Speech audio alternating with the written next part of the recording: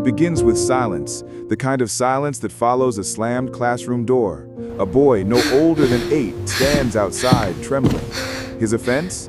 Not disobedience, not cruelty, but the sound of his name. His teacher, without hesitation, tells him to leave because his last name marks him as a Jew.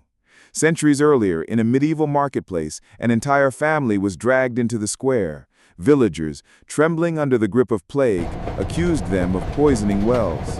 Without evidence, without mercy, they were burned alive. And in the 20th century, a Jewish physicist who would help lay the foundation for the atomic bomb found himself fleeing across continents because Europe had run out of places where Jews could breathe freely. From Egypt to Rome, from Paris to Madrid, from Berlin to Moscow, Jews were cast out as though history itself had branded them with an invisible curse. But here is the paradox: they survived. And perhaps in survival lies the reason the world both fears and resents them. Because what is feared is often hated, and what cannot be destroyed is often demonized. Fast forward to today, 6 out of the 10 wealthiest people on the planet are Jewish. Their surnames appear in the financial press, in Hollywood credits, in Nobel Prize announcements. And yet, in cities across Europe and America, synagogues are defaced with swastikas, Jewish schools are firebombed, and Jewish students are bullied in classrooms. How can a group that makes up 0.2% of the global population be blamed for controlling the world? How can they be painted as both victims and puppet masters at the same time? To the Romans, Jews were rebels. To the church, they were heretics who denied Christ. To the Nazis, they were vermin unworthy of life. When famine struck, when war raged, when plague spread, Jews were the scapegoats. Even today, conspiracy theories spread online faster than truth. Jews control the banks. Jews control Hollywood. Jews start wars. But few know the reality. Jews have been expelled over 100 times in history. They lived in exile for 2,000 years, wandering from one hostile land to another.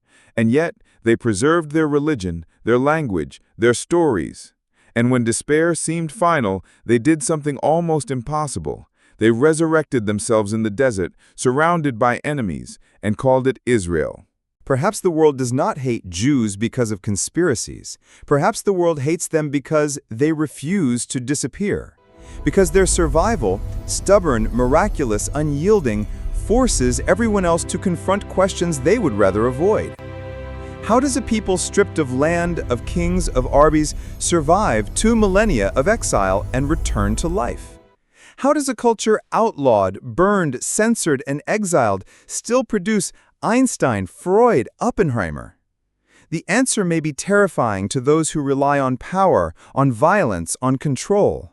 Because Jews survived not with swords, but with words.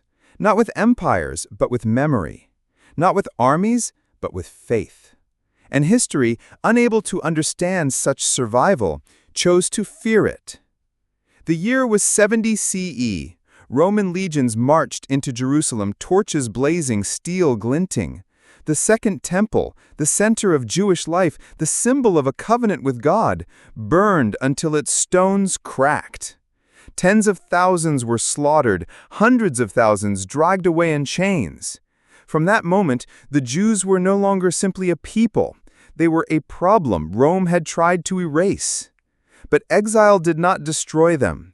Scattered across North Africa, into Persia, across Europe, they carried their scrolls and their prayers. Children recited the Shema in whispered voices, even in lands where such words could mean death. Rome mocked them, portraying them as stubborn, unyielding, alien. And yet Rome fell. Its empire crumbled into ruins. The Jews remained. Survival was not victory, it was endurance. And endurance has always made enemies uneasy. Centuries later, another empire rose, not of marble, but of faith. Christianity spread across Europe, carrying a simple accusation: the Jews had killed God. This single charge, deicide, became one of the most destructive weapons ever forged in human history. Churches preached that Jews were cursed, their wandering proof of divine punishment. Laws forbade them from owning land, from joining guilds, from living outside ghettos. Children were taught to spit when a Jew passed. Every Good Friday, mobs stormed Jewish quarters, convinced they were avenging Christ. Entire communities were wiped out in blood-soaked rituals that lasted centuries. But still, Jews adapted. They became traders when land was forbidden, financiers when guilds excluded them, scholars when universities closed their doors. Their resilience was turned into suspicion, their success into proof of conspiracy. Hated for being poor, hated again for being rich, hated for being powerless, hated again when they gained influence. No accusation was too contradictory, no prejudice too absurd. 1492, the year Columbus sailed west, but for Jews in Spain, it was not discovery, it was destruction. The stars will guide us to our The new Spanish home. Inquisition demanded they convert to Christianity or face exile. Those who converted were never trusted. They were called conversos, new Christians, always suspected of secretly practicing Judaism.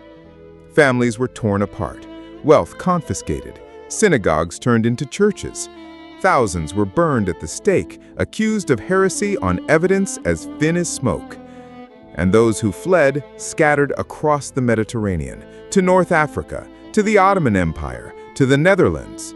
They carried with them not just grief, but brilliance. Jewish exiles brought skills in navigation, medicine, and trade that fueled new economies. Spain had rid itself of Jews. Within a century, its empire collapsed. The irony was bitter. By destroying its Jews, Spain destroyed its own future. And still, Jews endured. The 18th century brought whispers of change. The Enlightenment promised reason, equality, and tolerance. Philosophers declared that Jews too could be citizens, not outcasts. France became the first European country to grant Jews full rights after the Revolution. Synagogues opened. Jewish names appeared in universities, in science, and politics. It seemed, at last, the curse of exile had ended. But progress brought backlash. Napoleon's army spread emancipation across Europe, and with it, resentment. In towns and villages, peasants muttered that Jews were behind every upheaval. Conspiracy pamphlets claimed Jews controlled revolutions, banks, even the weather. It was during this time that a forged document, the Protocols of the Elders of Zion, emerged, a fake blueprint of Jewish domination. Though discredited again and again, it spread like wildfire, convincing millions that Jews sought to enslave the world. The Enlightenment had opened doors, but in the shadows, new myths were already sharpening knives. In the 19th century, Russia became home to the largest Jewish population in the world, but home was the wrong word. Jews were forced into the Pale of Settlement, a borderland of poverty, ghettos, and walls that could not be seen but were felt in every law. They could not own land, they could not enter cities without permits, they could not live free. When Tsars faced rebellion, economic collapse, or assassination, the answer was the same: blame the Jews. And then came the pogroms, organized massacres. Villages torched, families dragged from their homes, mothers clutching children as soldiers rode past, leaving fire and silence behind. These were not isolated acts of violence, they were warnings, sanctioned by silence at the top. Hundreds of thousands fled, to America, to Palestine, to Europe, but they carried with them a new awareness. Hatred was not random, it was systematic, it was policy. Out of this despair, a new idea took root. If every land rejected them, maybe the Jews needed a land of their own. In Vienna, journalist Theodor Herzl watched as mobs shouted, "Death to the Jews," outside courtrooms. He saw how even in the heart of Europe, modernity could not erase ancient hatred. Herzl declared, "If you will it, it is no dream. A homeland for the Jews in the land of their ancestors, Palestine." Zionism was born not from arrogance, but from exhaustion.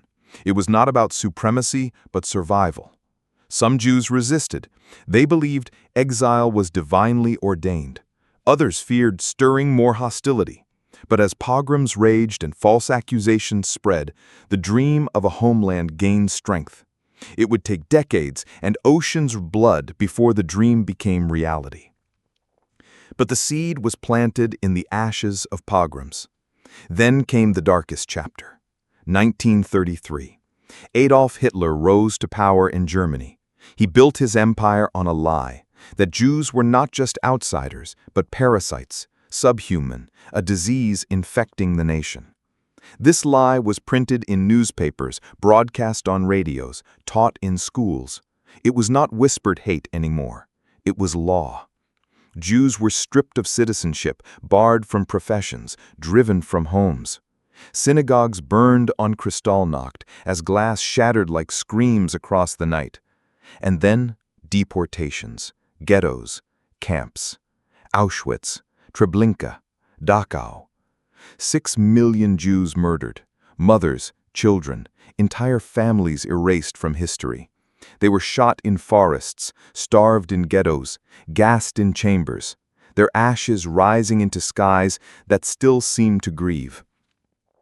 The Holocaust was not only a genocide, it was the culmination of centuries of lies, myths, and hatred that had followed Jews through every empire, every exile.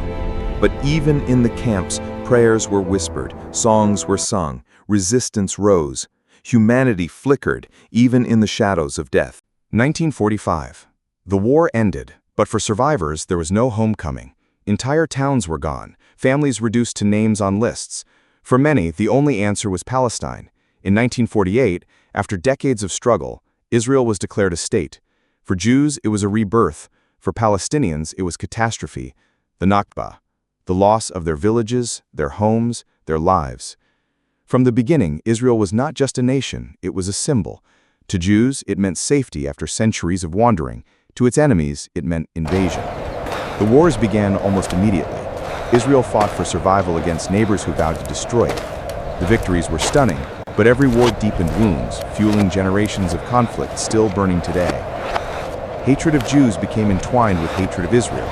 Ancient myths fused with modern politics. Once again, Jews found themselves accused of global control, of hidden conspiracies, of crimes both real and imagined.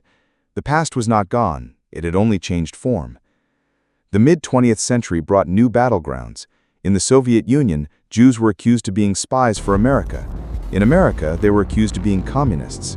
Trapped between rival powers, their loyalty was always suspect. Anti-Semitism adapted to every ideology. On the far right, Jews were blamed for capitalism, for immigration, for social decay. On the far left, Jews were accused of imperialism, of oppressing others through Israel. And all the while, the old myths persisted. The protocols, the conspiracies about banks, the whispers of secret cabals. They spread in pamphlets, then on television, then online. Hatred had gone digital. But so had resilience. Jewish voices rose in literature, in politics, in science, in music. Survivors told their stories. New generations declared never again. And yet the question remained, why again and again, in every century, in every land, did the world return to hating the Jews? History is never as distant as we like to believe. By the end of the 20th century, many thought anti-Semitism had been buried in the ruins of Auschwitz. Nations declared never again. Monuments were built, books written, films made. Survivors told their stories in classrooms, their tattooed arms lifted like living scripture. And yet, the shadows returned. In the 1980s, conspiracy theories began to pulse again, whispered in bars, printed in fringe magazines. A global banking elite, people said, secretly controlled the world. A hidden cabal was blamed for wars, recessions, and disasters. The words were new, but the target was the same. The Protocols of the Elders of Zion, a forgery from the early 1900s, resurfaced in translations from Cairo to Moscow to New York. Leaders, desperate for scapegoats, cited it as proof.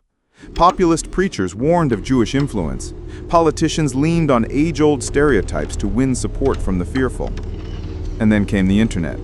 What once took months to circulate in pamphlets now traveled in seconds across digital wires. Forums and message boards carried the same myths that medieval peasants had once whispered about poisoned wells and stolen children.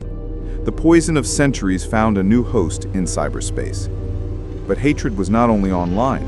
In Paris, in Buenos Aires, and Pittsburgh, synagogues were attacked. Children learned to fear wearing the Star of David in public. Gravestones in Jewish cemeteries were desecrated with swastikas, a reminder that history was not past, but present. For Jews, it was déjà vu.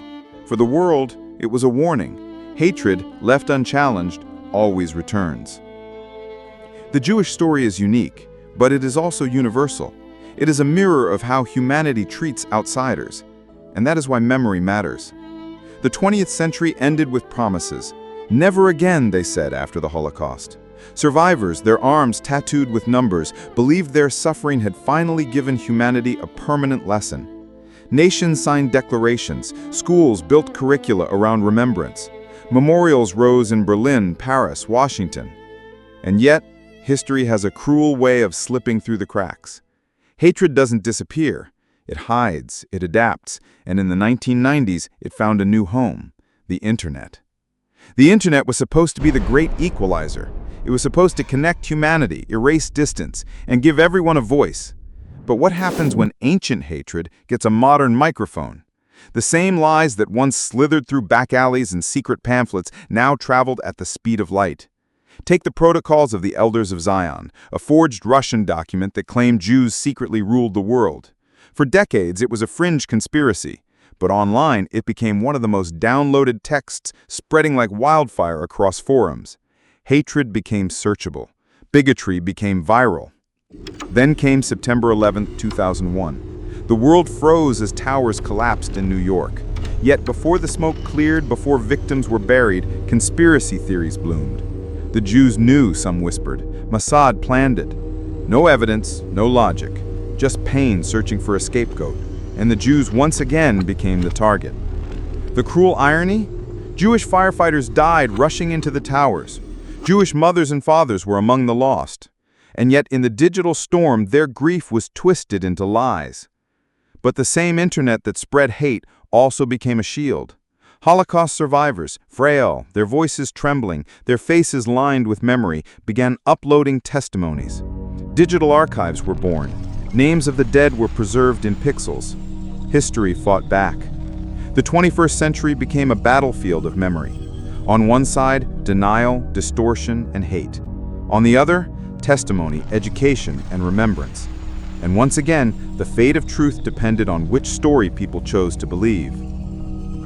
Hatred no longer needs armies. It only needs a story. And in the digital age, stories move faster than bullets. Memory is both a weapon and a wound. For the Jewish people, memory is survival. Each year, families sit at Passover tables and tell the story of Exodus. We were slaves in Egypt and now we are free. Each autumn they fast on Yom Kippur, confessing sins, recalling those lost. Each spring they light candles on Yom HaShoah, whispering the names of the 6 million who vanished in the smoke of Europe. But memory is also heavy. Survivors passed their nightmares to children who carried both gratitude and grief. To be Jewish in the modern world meant living in 2 times at once, celebrating survival while mourning the dead. And for the world beyond, memory created an uncomfortable mirror. Nations that had turned away ships of Jewish refugees in the 1930s, nations that had built ghettos or closed borders, now had to explain their silence. Some chose to teach the Holocaust honestly. Others minimized it or denied it outright, erasing what they could not bear to confront. Denial itself became a new battlefield.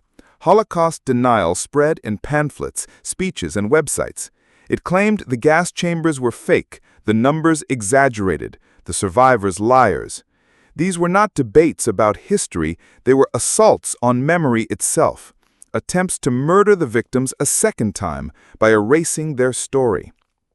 But memory fought back. Museums rose in Berlin, Washington, Jerusalem. Testimonies were recorded on film, archives built to preserve every fragment of evidence. Survivors, frail but unyielding, told their stories again and again, warning that forgetting was the first step toward repeating. And still, the question lingered. Why does memory not protect us? Why does never again so often become again? The answer lies not in history alone, but in human hearts. Hatred is never truly about the other. It is about ourselves, our fears, our failures, our need to project blame onto someone weaker, someone different, someone who can carry the burden of our pain. Why does anti-Semitism return in every era wearing new masks but speaking the same language? To answer, we must step back and look at the pattern that repeats across centuries. Jews always lived as both insiders and outsiders. They worked the same soil, traded in the same markets, paid the same taxes. Yet they also kept traditions, Sabbath, kosher, Hebrew prayers, that marked them apart. In peaceful times, difference was tolerated, but in moments of crisis, difference became dangerous. Picture Europe in the 14th century as plague swept through villages. Families buried children daily, priests stood powerless, doctors had no cure. Panic demanded a reason. A rumor spread. The Jews poisoned the wells. Within weeks, mobs formed. Entire Jewish communities were burned alive. Fear found its scapegoat. Centuries later, the same formula appeared in different disguises. In times of economic collapse, the Jewish bankers did this. In times of political revolution, the Jewish communists plotted it. When Jews succeeded, they controlled too much. When Jews struggled, they are parasites. The contradictions didn't matter.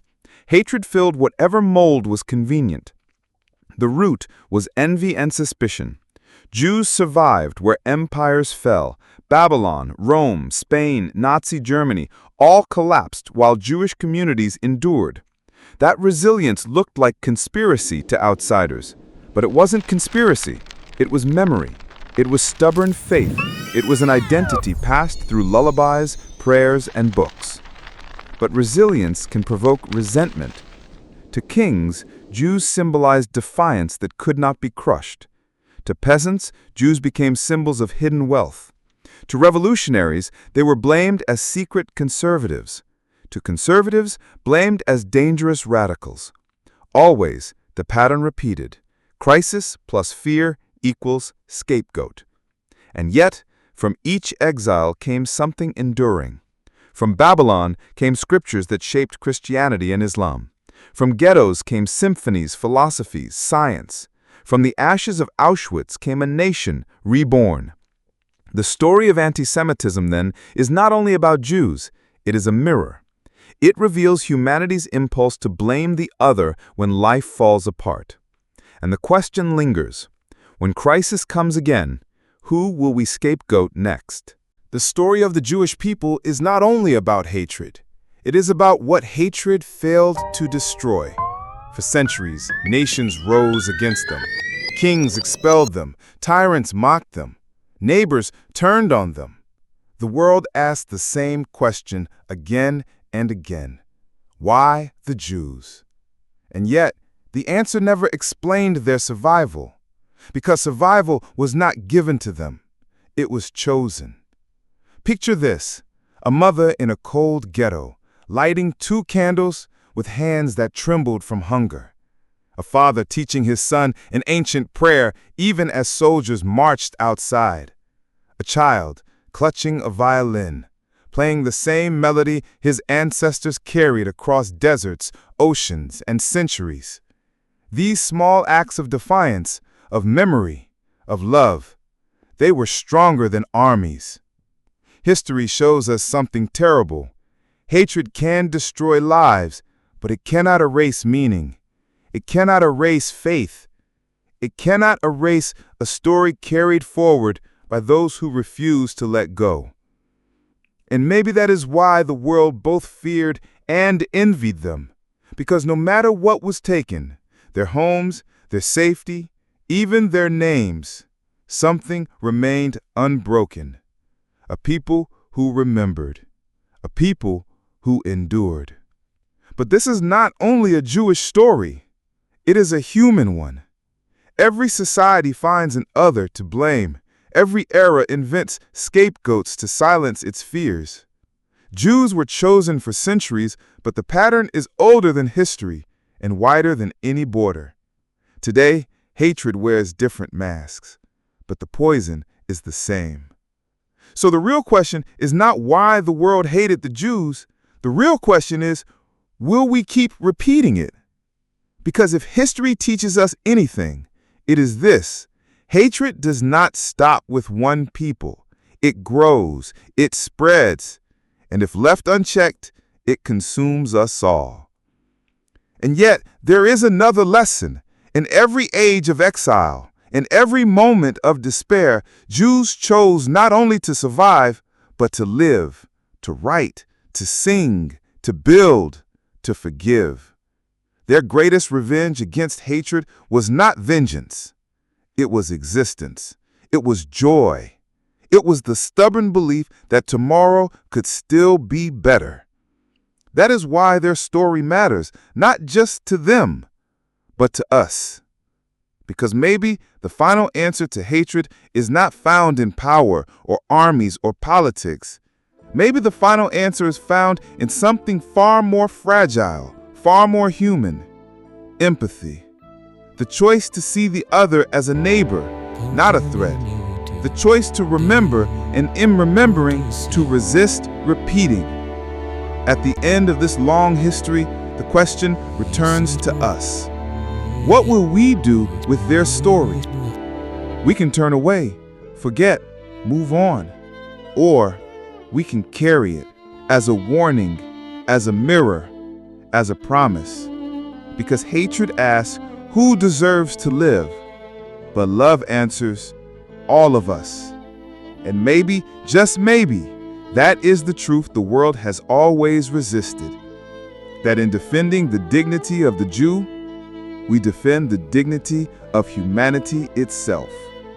So the story does not end in exile or in ashes. It ends in us, in whether we choose to hate or to love. That is the last question, and the answer belongs to you.